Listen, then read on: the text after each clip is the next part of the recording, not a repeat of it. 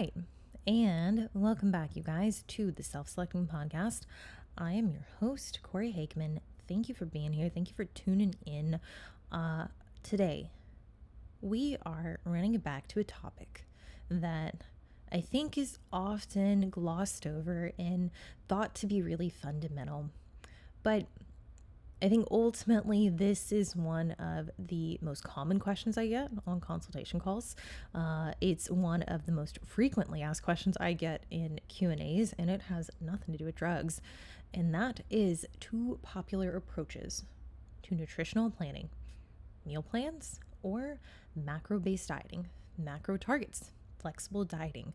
And in today's episode, I want to break these down and really look at the differences, explore how they can exist on a spectrum of rigidity, and hopefully help you understand these concepts in a way so that you're really able to grasp, like, there isn't a one-size-fits-all answer. Like, the best approach to nutrition is ultimately going to depend on your perception of these two options. And some individuals, I can tell you, they strive with structure, while others just fall apart with that degree of rigidity. And I hope by the end of this episode, you're going to have a clear understanding of how either of these methods work and how different levels of rigidity can influence their application. So let's first and foremost start with defining what each of these is. So what is a meal plan? In short, it is a pre-designed guide that outlines exactly what food to eat, when to eat them, how much to consume in terms of portions and calories. And it's often provided by a coach, nutritionist, dietitian, sometimes a trainer, to meet your specific goals, your needs. I mean, frankly, there are times when individuals come to me, they don't have goals. They don't have things that they're trying to achieve, but they're very much like, hey, I want to know that at least on the food front, that things are good. So I'm going to sit at maintenance, but I want a maintenance meal plan. Now, the defining feature of a meal plan is specificity. It's structured, it's clear, it leaves very little guesswork. For example, a meal is going to say, you need to eat 4 ounces of chicken breast, you need to have a cup of rice, a cup of broccoli, and frankly, if you're following one of my meal plans, then you're going to be using grams, because I think that is a lot more accurate in the long run, and you're going to have specificity even around whether this is cooked, uncooked, and if there's some discrepancy there, then we're going to talk about it, and it's going to be very clear. And I'll be fair. Within my plan, within my meal plans, I'm not like, hey, you need to eat this at 9:30 EST. Like, we're not doing that. I do encourage people to accommodate based on their schedule, but some meal plans are that rigid where they very much do have time restrictions and allotments around said meal. Now, when we look at macro-based dieting, let's contrast what we just described. And for those of you who aren't familiar with like what macros are, these are macronutrients, so fats, carbohydrates, and protein. So these are essentially the values that we're going to aim towards hitting a specified amount of each one. So instead of being told exactly what to eat, like what foods to eat and when, you are given targets for these 3 primary macronutrients. And for example, you might be given 150 grams of protein, 200 grams of carbs, and 60 grams of fat in a day. Now, the beauty of macro dieting is the flexibility. You decide what foods to eat as long as you meet these targets. You can even distribute these macros however you want across meals. So if you prefer a bigger breakfast, or you prefer 6 tiny meals, 7 tiny meals, that is ultimately up to you. Now, I think where there becomes like varying degrees of meal plans, macros, is really through the scope of the rigidity required per your plan specifically. So now that we understand what each one is, what is rigidity? Let's talk about that as a spectrum. And I would even say, like, think of rigidity as an ingredient or a flavor profile. Both approaches, meal plans and macro dieting, can have low, moderate, or high levels of rigidity applied to them. And there's nothing inherently wrong with more or less rigidity. But it is important to understand how it affects adherence and said outcomes. So when we look at meal plans and the spectrum of rigidity associated, low rigidity, you're given a meal plan, but you have some flexibility. You can swap foods, you can swap similar macronutrient content. There's no strict timing, there's no rules. For example, if you are out of 99.1 ground turkey or chicken and you want to swap it for chicken tenderloins or shrimp or tilapia or ling, you could do that. Or let's say you are having rice on your meal plan, but you're like, I'm kind of sick of rice. I want to swap it out for potatoes. So I'm going to macro equate the amount of carbs in my rice on the meal plan, and I'm going to swap that for potatoes. There's still the understanding, and I would say even within like low rigidity, there is a component of flexibility that I think is very fair, but it's understood. And I would say typically it's not always the case. Typically with meal plans, there's an understanding that you're going to eat the given food and you might make very mild, very minor swaps. But there aren't strict timings on these swaps. So high rigidity on the other end of the spectrum, strict adherence is required, which I want to pause and I want to go into adherence. Adherence is really the notion. I mean, if you think about like what the word to adhere means, like it's adhesion, like to stick to something, to commit to something. And this is where I think a lot of people, they can get confused because like on my weekly sheets, like I have a little card that's like, do you have any dietary deviations? And it's like organized so you can see like Sunday through Saturday, and it's a yes or no question. And then there's notes section next to that in the next column. But dietary deviations, like that is highly, highly subjective. For instance, my clients who are on meal plans, there typically is very low rigidity. Like I am encouraging them and even wanting them to make swaps that fit better with their perception of what they're doing, all within reason. But within that, I have clients that they'll be like, hey, I didn't have egg whites. I had a protein shake and that was a dietary deviation, and they'll log it that way. And I have to like intervene and be like, oh no, like I'm okay with that. I don't give a shit. It's fine.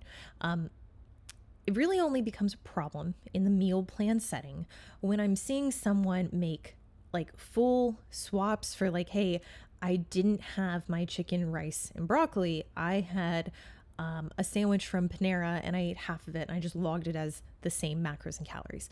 Well, that's a very like lazy, sloppy way to go about accounting for a swap. And it's unlikely that they actually are the same calories and macronutrients. So even within this, there are components to rigidity that like could allow you to make swaps for specific types of foods, or it could be under the umbrella of like your coach tells you, hey, I am okay with you making swaps, but I want it to be only whole food sources. So if you eat junk, I want you to report that under your dietary deviations. Like if you swap olive oil for chocolate later in the day, just tell me that and just write it. I don't typically have problems with my meal plan clients making these swaps. It does become an issue when someone isn't losing weight, or when they're complaining like repeatedly, like consistently about hunger signaling.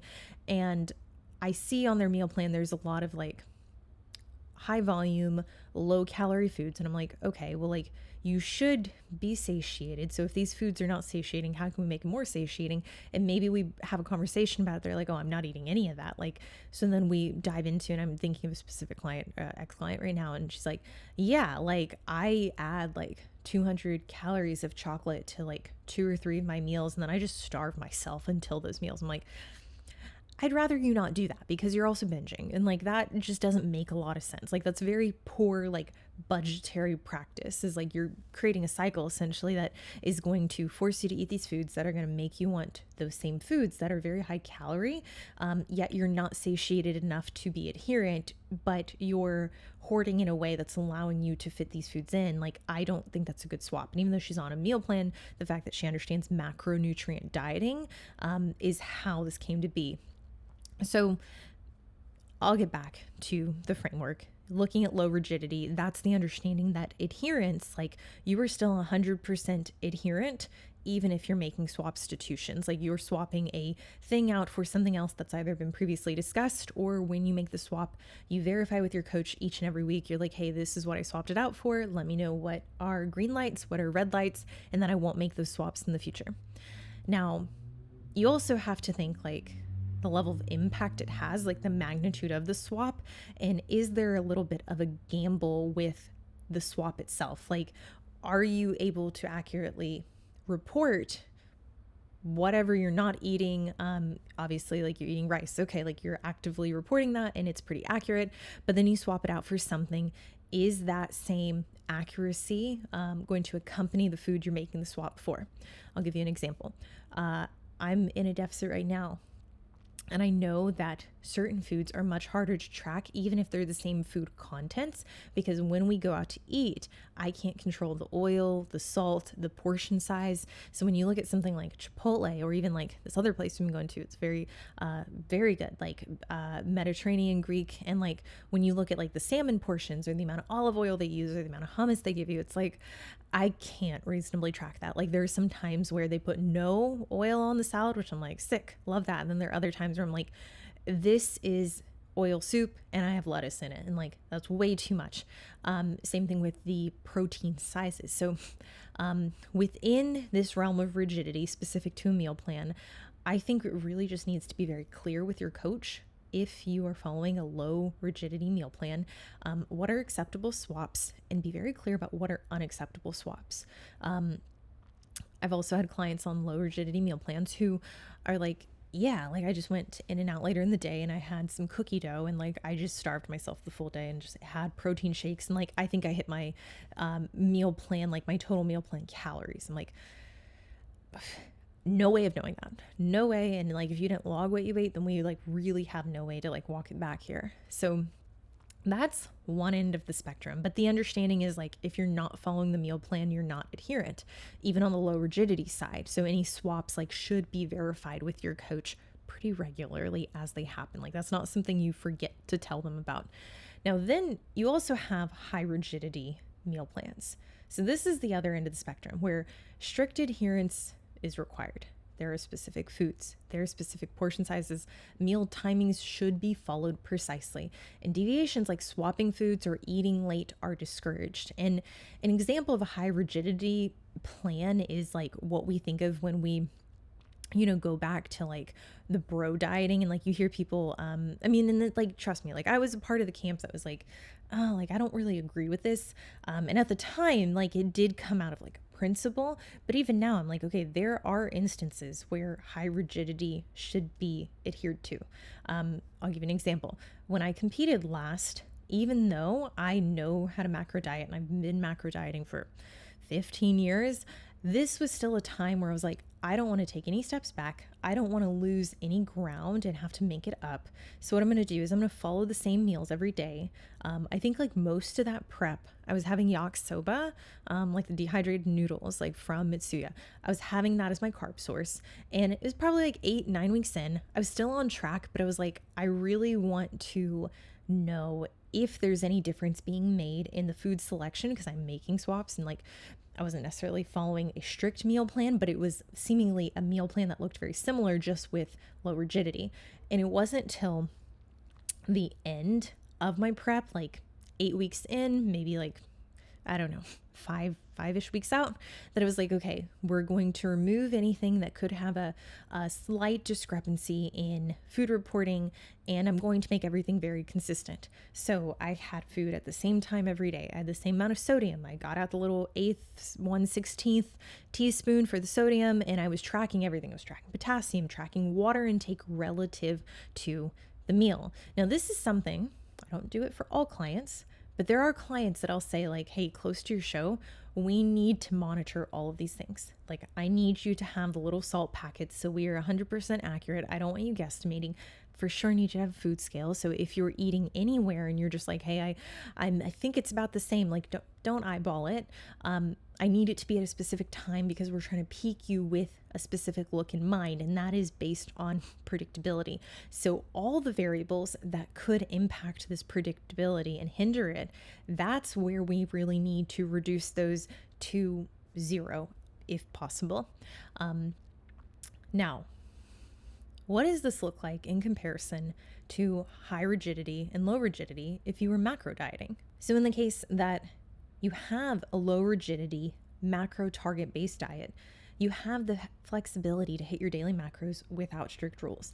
And this is largely what I follow. Like, y'all hate me. Like I'll wake up and I'll be like, okay, like I'm generally going to eat the same foods because I know these foods are satiating. And I also know the portion sizes that I should eat generally to not be excessive or not put myself in a bunch later in the day where now I only have like protein to hit and it's like 90 grams and it's like 6 p.m. Like that's ridiculous. Like those are all very adolescent, very immature macro dieting type mistakes that you should learn from, hopefully. But even with low rigidity, that's essentially waking up and being like, hey, I'm not as hungry today. I'm not going to train as hard. So maybe my breakfast isn't going to be as hefty. Maybe I'm going to break it up into smaller meals throughout the day. Or I'm going to be really busy. You know what? I'm actually going to be on a plane for like 8 hours today, or like total travel time at 8 hours. So I'm not going to eat a lot because I'm going to be sitting and like the food's going to be shit anyway. It's not stuff I really enjoy. So what I'm going to do instead, I'm going to eat before my flight and I'm going to eat after my flight. And I'm just going to very fiscally responsibly budget these targets based according to what I should do. So it's really like more the honor standard. And I'll say there are a lot of benefits to this, which I'm going to go through each like type of person that I think would benefit from different types of approaches with different levels of rigidity. But just for definition's sake, like even for low rigidity, macro-based like dieting, this could incorporate small deviations of like 5 to 10 grams over or under. Now, if you're constantly going 5 grams over, your calories are higher. So, I mean, that's okay, but just we know exactly like why maybe weight isn't moving down as fast, especially if you're doing 10 grams and you're doing it across fats, carbs, proteins. Typically for deviations around fats, I'm like, hey, we shouldn't really see that. And if you're over like 10 grams, tomorrow you should pull like 10 grams from it. Like we should be aiming for a steady weekly balance, especially with this kind of flexibility. But even with these small deviations, adherence is still considered high or 100%. There are no restrictions on meal timing or food choices. And this is one, again, like it should be adhered to with a reasonable sense of responsibility.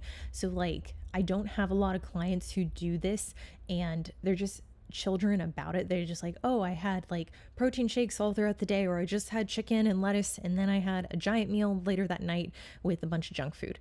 Like that doesn't make any sense. Like that is a very like, I would say, adolescent way to go about eating. And if performance is your goal, then we need to consider how nutrient timing blends to performance. So we need to have a specific amount of carbs and fats and protein before and after training.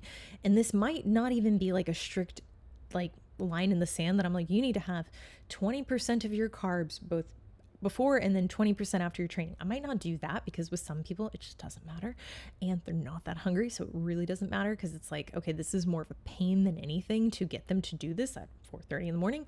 But that is like the lowest end of rigidity, of the rigidity spectrum within macro dieting. Is there's no nutrient timing requirements. Food choices are fairly flexible. For my clients, like the understanding is like, if you're not losing weight, we got to take a closer look at food. And if you're eating a bunch of shit, like if you're eating a bunch of junk, I'm going to talk to you about it. I'm not going to be mean because I like junk food too. Like I get it. Okay. But I am going to be honest and be like, hey, I think this could be an area. It's an opportunity, if anything, for us to clean this up so that you can see more progress on the scale and feel better about what we're doing. Now, high rigidity, the other end of the spectrum, you are required to hit your macros precisely. There are specific macro targets per each meal. There are probably meal timing like specifics is like, hey, this needs to be 30 minutes before your workout, 30 minutes after. Food choices are limited. It's very clear that like, hey, I don't want you eating more than 10% of junk or whatever your calories are. Substitutions are restricted. So like generally saying like, hey, I'm not cool with you opting out of your vegetables to have more cereal later. And then there are also minimum micronutrient intake requirements. So nutrient timing is essential. Specific meals are eaten at specific times, often tied around training. And this is where I think it can get like overly rigid because a lot of people will be like, yo, like I'm not hungry around these meals that you have that are like perpetually larger and larger, but I am hungry late at night. And that's where I think we have to respect like, hey, this could be optimal on paper and this could be great for glucose management, but how much of a difference does it make if this is adding a ton of stress at the end of the day, and then this person is waking up starving, they're like barely able to stay adherent. They're also finding they're just like, yo, I don't even enjoy these meals because it's just not aligned with my natural hunger signaling. Also, then I feel bloated during training, and then I just like get in my head about it, da da da. There are specific requirements, and the degree of rigidity can vary. That's what I'm trying to say. Now, I'll be honest, personal preference is key. You've gotten the definitions of both of these alongside the rigidity spectrum, but let's dive deeper into like what makes one approach more effective than another. And I think to do this, we need to quantify effectiveness in an objective nature. We need to be able to be like, hey, what determines dietary success? And I think in one aspect, we have to look at the person's ability to actually lose the weight. We also have to consider, what does it look like after the diet? Because there's a lot of people who can follow a diet and they can just like disassociate their way to a shredded physique. But then after the diet, they're so resentful of that dieting experience and they have no self-belief. Like their self-esteem and like overall value is tied to the fact that like, hey, when I'm on diet, I am good. And when I'm not on diet, I'm bad. But I know I can't really stay on this forever because it's really fucking restrictive.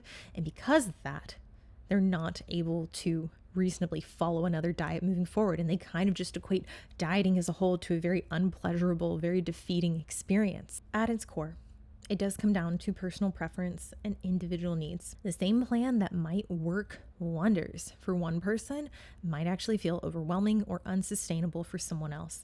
And from here, what I want to do is take you through the avatars of the type of person who might respond really well to said diet and might not respond super well to the opposing one. So key considerations we need to make.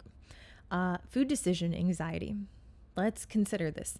Some individuals feel very overwhelmed when faced with choices about what to eat, especially if they lack confidence in making substitutions or balancing meals. Now, this can be like, hey, I don't like to decide what we eat for dinner, so I just want to be told, like, this is what we're going to eat. This is often the case in, like, partnerships, marriages. This is what I see from a lot of clients, and I experience myself. I love when Jordan just tells me where we're going to eat, or when he just picks it. And, like, granted, if I want something, I speak up. I'm like, I want Dish and Dash for the 8th time this week because it's sick, and I love it. And he's super cool about it. But there's a lot of times I'm just like, I don't want to allocate the mental resources to this decision. I think I'm going to enjoy wherever you decide, and that's the credence I want to give this decision. So I'll figure it out once we get there.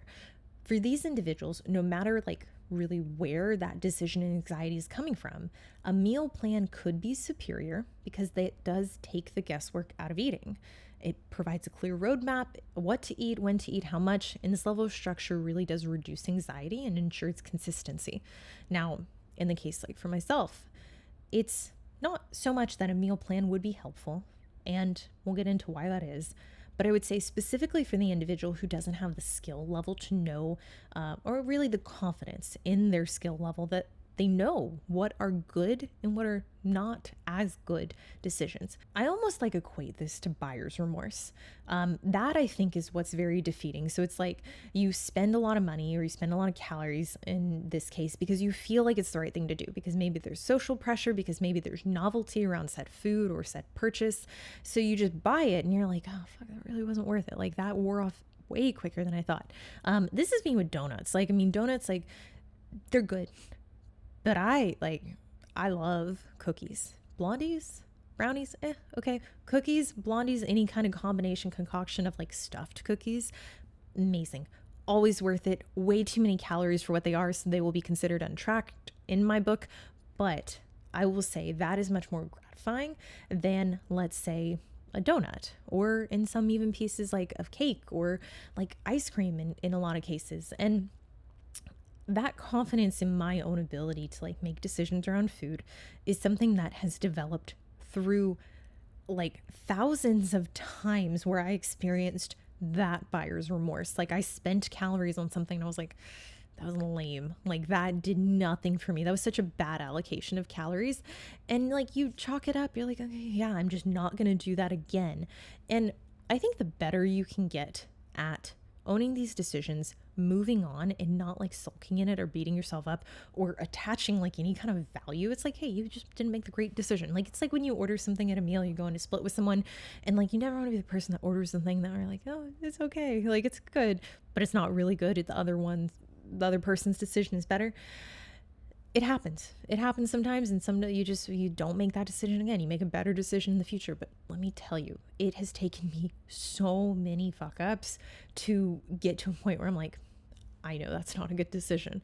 And sometimes I'll still make it just because I'm like, like whatever, I'll just waste the calories and they start over tomorrow. But I do think that getting the experience to expose yourself to food decisions and seeing those wins, seeing when you do make the right decision, seeing when you make the decision that was like so in your favor, which at the time this comes out, we're on fire. Like, I have the ghrelin and leptin episode coming out. I have the episode on thyroid function, the episode on lab markers affecting fat loss, but specifically the ghrelin and leptin episode. At this point, you should definitely listen to that if you have any kind of food decision anxiety, because in it, I go in deep into the satiety index and the different things that affect hunger signaling. And if you're afraid like of making decisions around food because you feel like you're going to be hungry later and you're going to be responsible for being overly hungry and then not adhering or wanting to be non-adherent, that part of the episode is for you. So this domain of people who have food decision anxiety, if someone is new to dieting or meal planning or just restricting calories, being told exactly what to eat and when helps them feel more secure and eliminates the fear of doing it wrong. Now, this isn't where you should sit forever, but I think it could be a really helpful starting point. Now, others might find the same rigidity overly restrictive, and that takes us to our next avatar. So the history of overly rigidly dieting, the history of over dieting, the history of being overly restricted. I don't know, however you want to quantify that in your head. On the flip side, we have individuals who've experienced overly rigid dieting in the past. And because of this, these individuals might feel trapped, resentful while following a strict plan. This is me. Even if food variety and social flexibility is an accepted part of the sacrifice in what you're making, and even though I can like technically do that when I'm still required to do that when I track macros, it's one of those things that like, it's just the notion of like having to be on a meal plan and like having that condition that like, if you go off the meal plan, like you're wrong. It's like, but that's just not true, because not all calories are created equally, but some of them can be exchanged pretty equally. And I think my brain does that, what it just did for you guys. And I'm just like, I don't like how this feels. Like, it feels inconsistent with what I know to be true. And for this kind of person, what I found for myself and for clients is macro-based dieting could be superior because it does allow for freedom and personalization. Now, I think this is especially true for individuals who enjoy, like they derive creative process and dopamine by getting to choose the foods that they liked, and they like having the adaptability component to their meal design and their lifestyle, making dieting less of a chore and more sustainable. So this is very much the case. Like I like going out to eat. I like dessert. So it's like, I like the challenge of having to be in more of like a budgetary mode, because I know, like in the acute sense, I'm like, this will be worth it later. And this restriction is very like temporary and it's not that bad. So it's like, this is fine, because now the reward of being a little restricted in the moment will result in something a little bit more enjoyable later. I also like the aspect of still being adherent, knowing that like, hey, this is completely in my control. Like, this isn't based around if I have groceries on hand or if Jordan ate, like, he would never do this. That's so not in his character. But if he like ate a meal that I had prepped or something, or ate the last of, I don't know, the berries. Now we don't berries. Now I have to lose my mind because now I need to make a 30-minute round trip to go to the store, which is not that long, I know. But still, if you're like, hey, I wanted to eat right now and I want the berries, so like now I gotta go to the store to get the berries, like that's insane. This is very specific to someone who's coming from like a very like, I don't know, traumatic dieting past where they ate the same meals for months, and transitioning to macro dieting might help them rediscover an enjoyment in food while still meeting their goals. And even though, like even when I was like very dieted down and I worked with coaches who are traditionally very like bro diety and heavy on the rigidity part, I didn't follow a meal plan. Like I was very clear. I ate my macros and I got shredded. But I know a lot of coaches, like they just like traumatize girls because they're like, you need to have 5 grams of almond butter and that's the most you can get. And you need to have 15 grams of it. It's like just next to nothing. And I think back, I think Peak Week, my first show, like they're the little containers that I'm sure, like the Tupperware that you're supposed to put like garlic cloves or something, like, but it's tiny. It's like literally that much food. And I remember for one of my meals, for my show, like it's not even that I was eating like such a low amount, but I was like, oh, I'll put this in here. It was like oats and like a little bit of honey or something like that. And I was like, I remember I took it out. My girlfriend who was at the show with me, she's like, please don't tell me that's your meal. Like that's like horrendous. This is like just very bothersome to see you eat this way. And I mean, I don't know, point aside, dumb story. I do know a lot of people have that kind of experience where they are just so fucked up from their prior history with food. Or maybe they have actually been like anorexic, or they've been very restrictive in the sense where they need to shift the cognitions they have around food. And that again was very much me. Not like clinically diagnosed anorexic, but very, very big and like the perma dieting, like overly restricting, like scarcity mindset. And it wasn't until I learned about macros and like being able to track them that I got out of that mindset where I was like, oh, like there's actually opportunity to enjoy food and not just treat it as, you know, this resource that I have to divvy out. Like, yeah, I'm not gonna make that joke. So someone may benefit from the macro dieting if they need that, like, I don't know, reignition of enjoyment towards food while still meeting their goals. Another major factor to consider is what makes the most sense based on your lifestyle. So there's actually 2 scenarios here. For someone with limited time or an unconventional schedule, a meal plan can provide some relief. And if someone works long hours or night shifts, these pre-planned meals that are logged, prepared, ready to go might be the perfect solution. Knowing they are going to have on hand what they want to eat and what they need to eat eliminates the need to plan or make decisions during the day if the day is busy. Now, for someone in the same situation, a macro-based approach might actually offer more freedom. If you kind of struggle intrinsically, and I don't know, like I'm talking about myself here, so it's not necessarily, I mean, it's a dig at me, I guess, but it's just really an acceptance of like, I don't like being wrong or like off plan when I'm like, I'm not though. Like I just did the things a little different. Like it looks a little different. So I don't know, I guess if you are like me and you have a little bit of ego about like, hey, no, technically I'm still on plan. I just made it look different. And you want the ability to be like a little flexible with like, hey, maybe you are a nurse, I don't know, nursing is just such an easy comparison for me to make. Maybe you work 12 hours, like reasonably, I'm going to get these breaks, but that's going to be it. And then even during those breaks, I might get called away or I might have other things I need to do. So I want to have the flexibility to not eat if I'm very hungry or have other tasks. But I also know I have the decision making that's going to result in me hitting these numbers. Like the null point is like, if you can't be adherent, if you try one of these approaches and you're not able to be adherent, then it doesn't work for you. Non-adherence is a very clear-cut indicator that the plan itself is probably not great.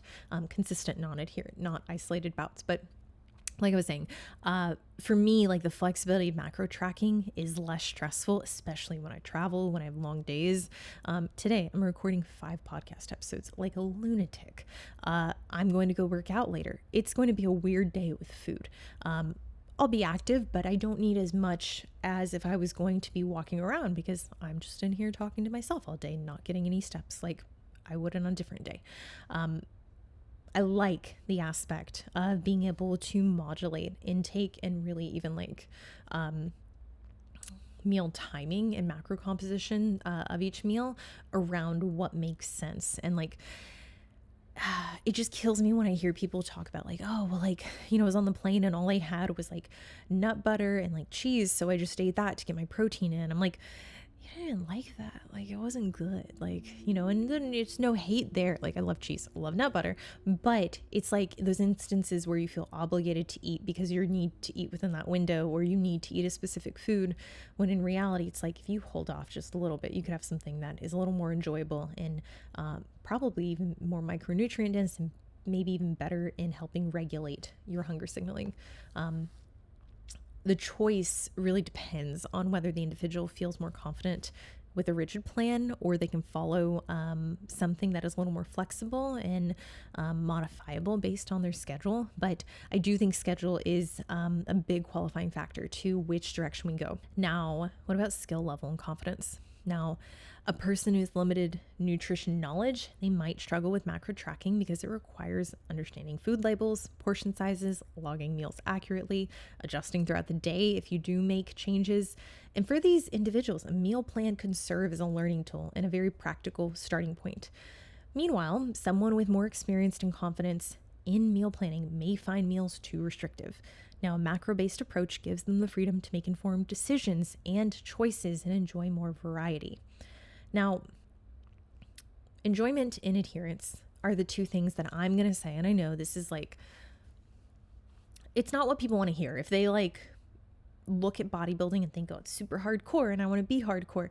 At the end of the day, a successful diet is one that you can stick to that requires the least amount of willpower. That's the one you're going to stick to always. The one that feels like, oh, I'm not dieting, there's no way. And for some people, the structure of a meal plan brings clarity and control and simplifies this. They might even enjoy eating similar meals every day because it simplifies their routine and hunger signaling. Now, for others, this same structure can feel monotonous, limiting, reducing enjoyment, and reducing long-term adherence. So this is where we need to really have an audit and keep a pulse on how much you enjoy what it is you're doing and how feasible is it for you to stick to it indefinitely. Bringing it all together to help someone choose between the best approach. These are the questions I would ask. How do you feel about making food decisions? Would having a structured plan reduce your stress, or would it increase it? Do you value flexibility, or does structure make you feel more in control? Are you someone who thrives when getting and giving clear instructions, or do you prefer making your own choices? What has your past experiences with dieting been like?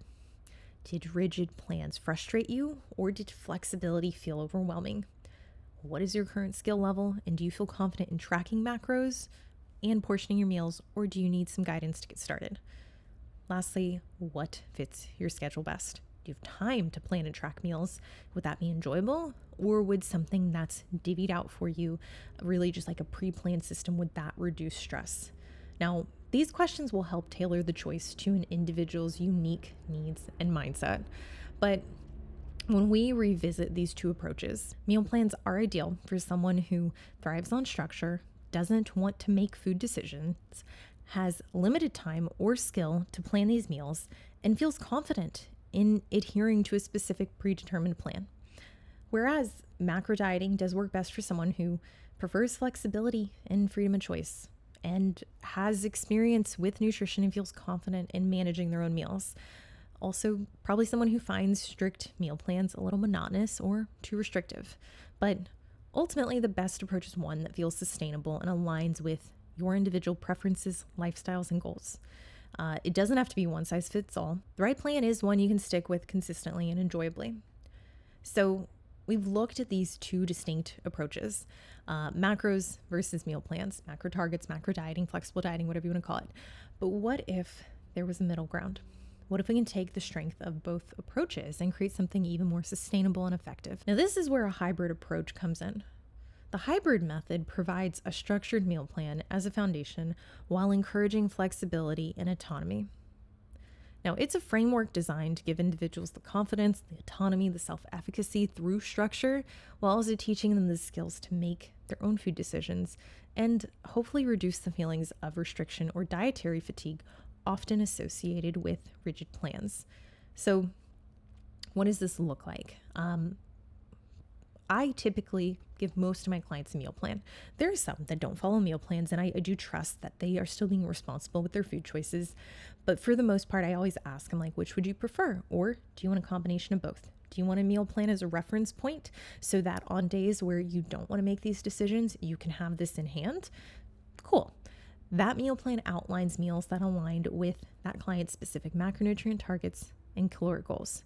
So very specific. These amounts of these foods, and I typically list out the calories and then the macronutrients associated so that they have the flexibility to adapt. So if someone wants to make a substitution or adjust their meal plan, they can, as long as it fits within their macro targets. Over time, I do find individuals more comfortable making substitutions and understanding these food choices. But this approach gradually moves people away from needing strict instructions and also teaching them to manage their own macros on their own, which I do think that self-efficacy and autonomy are two skills that are pretty paramount in the coaching process. By giving dieters both structure and flexibility, this method builds confidence. They're also not reliant on someone telling them exactly what to eat. Instead, they gain the skill to make the choices that align with their goals. So who would benefit the most from an approach like this? Frankly, I think individuals who feel restricted on rigid plans but aren't fully ready to transition to just macro tracking, I think they would heavily benefit.